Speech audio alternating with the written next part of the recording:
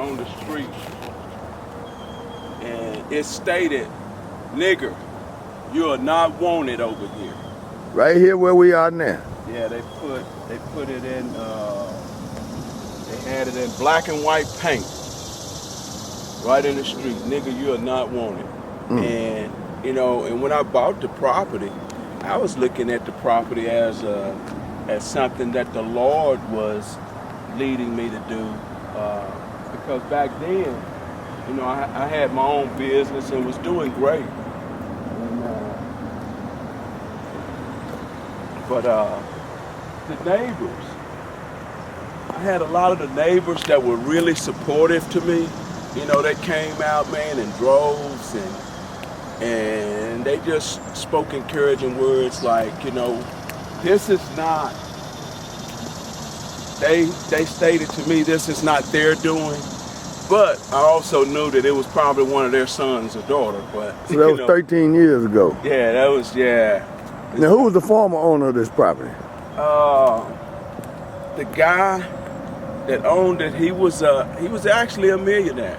He was a guy that actually built houses, and he had built that house for himself, and he lived in it for about 5 years, and then he built this house here for himself. And he actually ended up going to England on a vacation, and that's where he passed at.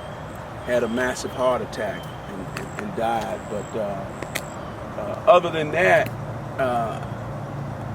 my attitude was, I felt like the Lord had gave me the property and not people. So,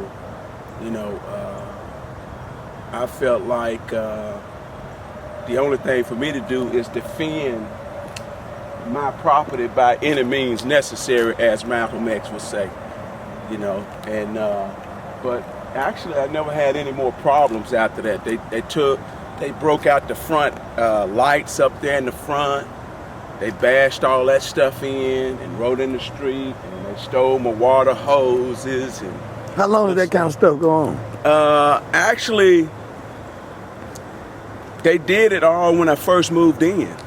Within a matter of days? Matter of weeks. Matter of weeks? Yeah, and but ever since we gotten past that little battle, everything has been great. So the old South reared up his head there for a minute on you. Yeah, and but we've actually raised 2 boys and put both of them through college, man, and one of them live out in California. Mariko, and our youngest son, he's got married, and they both are doing great. They are being a blessing to me instead of me going in my pocket today. So, how large is this lot? It's almost 2 acres. It's an acre and close to something. But yeah, it's almost 2 acres.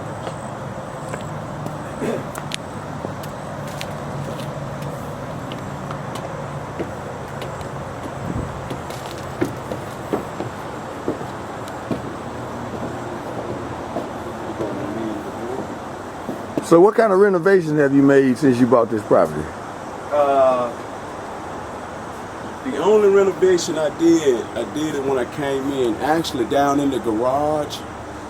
I actually can park about 8 cars. Well, I took on one side and closed about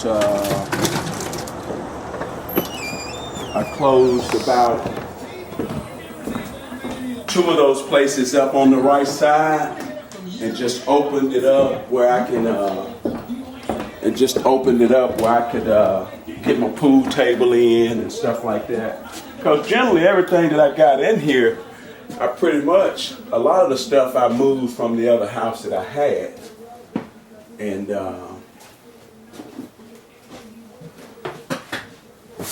yeah.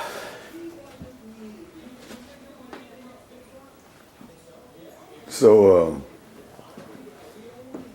coming out of the background that you came out of, what's been your greatest satisfaction about becoming a homeowner in a part of Nashville that was exclusively white 30 years ago? I think the most important thing that came out of it is I understand now that to whom much is given, much is required.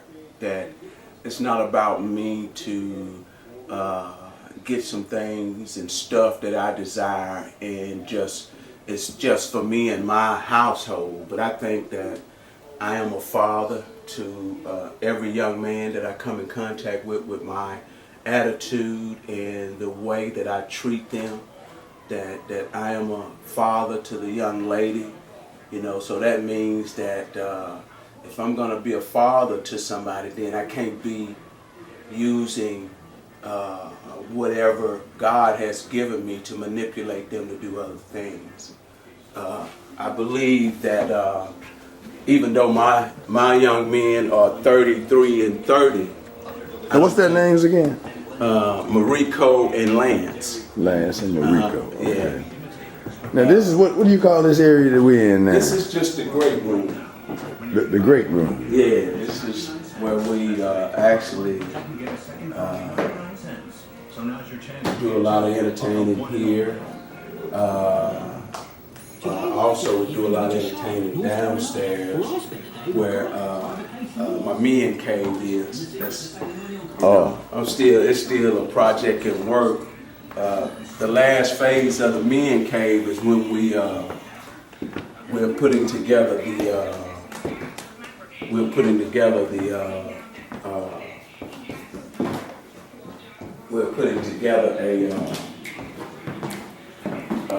my pictures. And what is this all about here, man?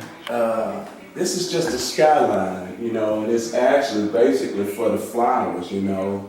I call this the foyer area. And what it is my wife actually wants to do her waterfall in it, but it's that skyline is just for the plants to get the proper nourishment that they're needing to stay healthy. How many bedrooms is in this? It's actually 3. It was 4, but we took one of the bedrooms and made an office upstairs, and we did an office downstairs. We make gasoline work smarter for you. Exxon and Mobil. Now speaking of downstairs, let's kind of see what you done with all that down there. Yeah. I tell you what has been impressive to me is the guys at my house. The guys in the program took this laundry room and turned it into a restroom / laundry room. And I was impressed with that.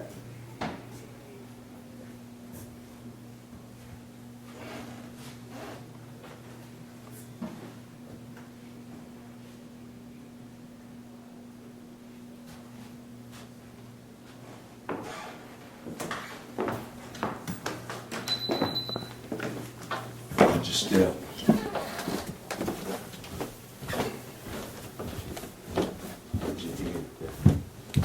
Now actually, this property, this room actually stopped right here.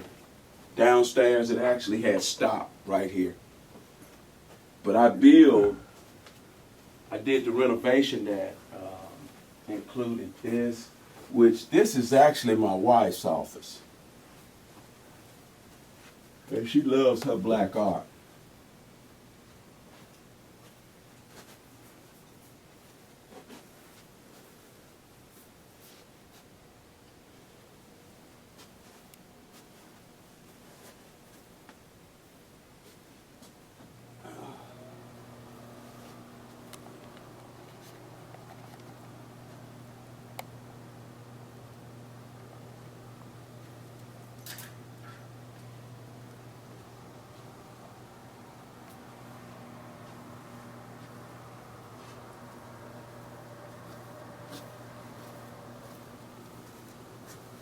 Well, I ain't cleaned up with Flip either. That table actually goes right here in the center, but my wife and I, we've been working out. You know, she got this little old, it's called Walk Slim. So we done put a fan down here, and I actually do the Walk Slim with her. Yeah, right. Sure you do. Ashley Simmons. Yeah, sure you do. Yeah. This your boy now. Yeah. But I do though. Even though I play ball, Yeah, I still do that with her. I hear you talking. Yeah. I hear, Now actually, I hear you talking. all of Don't this. don't make me zero in on little Papa there. Hey, but check this out though. Little Papa gonna be all right though, cause I'm gonna work with it till I get it done, man. See, actually, the garage went the whole length of the house just as this side here does. Yeah, this side goes all the way to the back.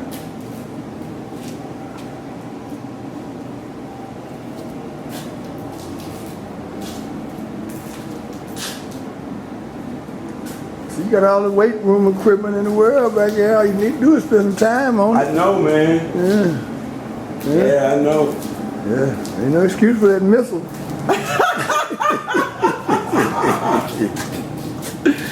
Hey, next time you come down to Tennessee, I won't have it, bro. You gonna make me come back in a couple of weeks, man. Just make it live.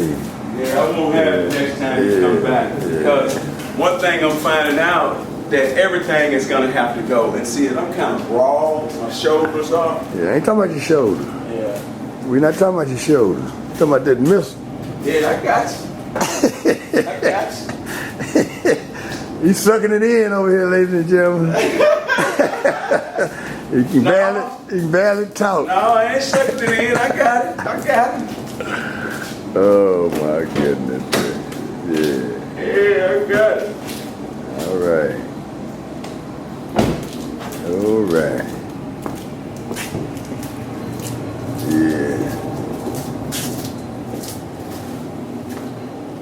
So, I got to say, as we walk through this magnificent home, that, you know, a lot of times we say we're proud of people. Man, I'm proud of you, bruh.